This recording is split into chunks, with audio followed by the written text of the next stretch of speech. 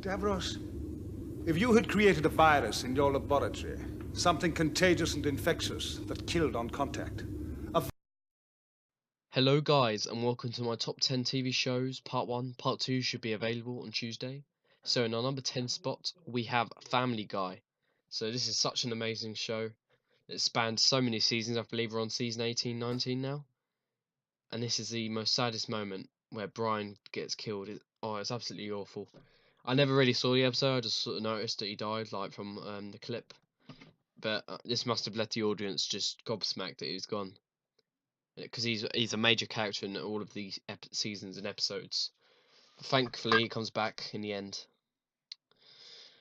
And I also loved when they brought the Star Wars into the Family Guy series. You know, having Star Wars, I thought, oh, that's gonna be great. Like they actually had a trilogy as well, just like the Star Wars films.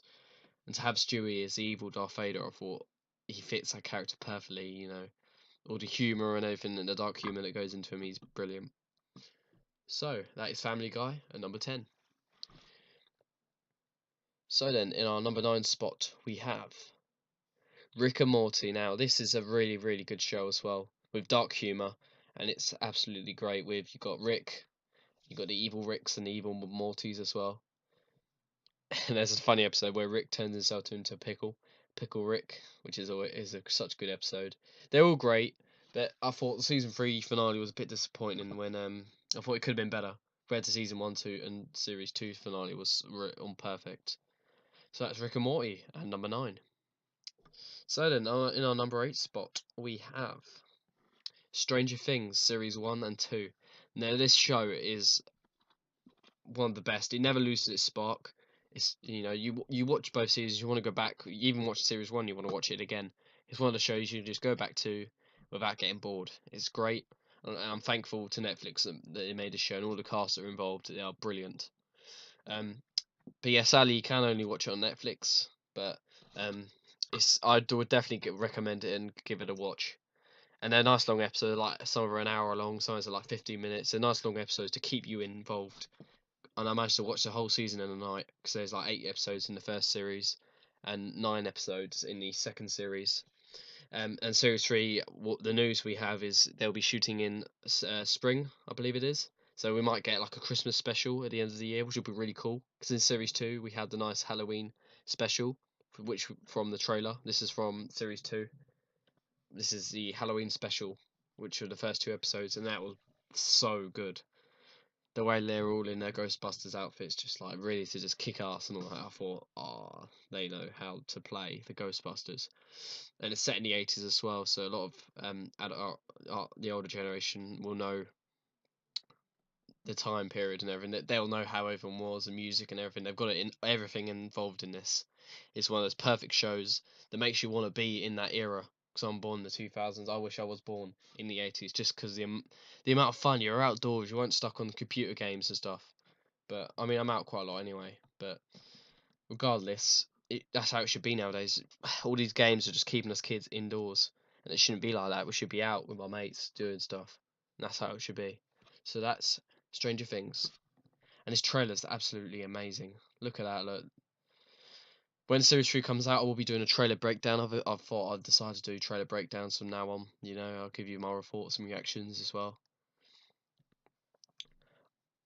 But yeah, like I said, I absolutely recommend it. 9 out of 10 for both seasons. They're both strong. And you never get bored at one moment. They're all good. There's never a time where you just feel like, oh, I'm going to go on my phone. This seems boring. It's, I don't know how to explain it. It's just perfect. It's got everything you would want in an 80s TV series.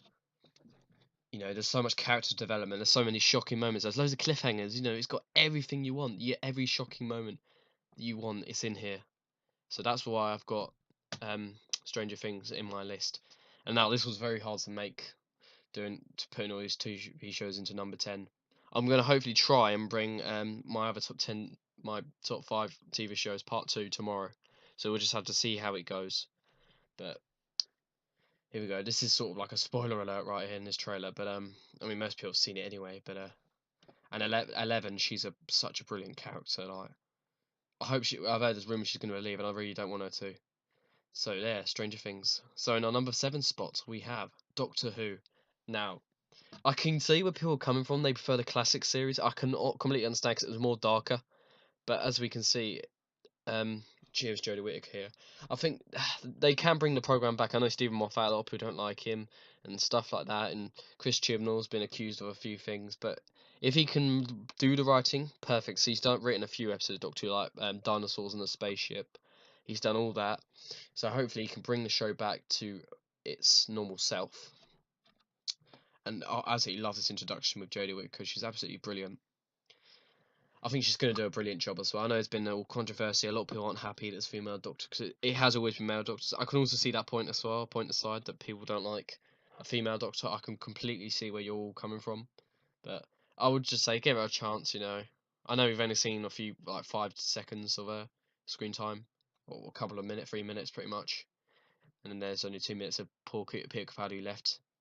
This is a shame with Peter Capaldi. Just right at the end, he got written in perfectly. I felt like, you know, series 10. I would say series 9 he got quite dark, and that's when Doctor Who loses its spark. But I think when it's dark, it can deliver on great stories, just like the classic series. But obviously, it kept dipping all the time. You know, they were losing loads of viewers. Series 10 lost like 1 million viewers, I believe it was. But then we are gaining it. Eventually, if Chris Tyrrell can bring the show back, then we'll get Doctor Who back to where it should be. Because it was back when David Tennant and Christopher Eccleston, they brought it back to where Doctor Who should have been. So yeah, there's Doctor Who, number 7 spot. I do think Jodie Whittaker could save Doctor Who personally. I thought I'd just include this clip from David Tennant's most defining moment as a Doctor. Here we are.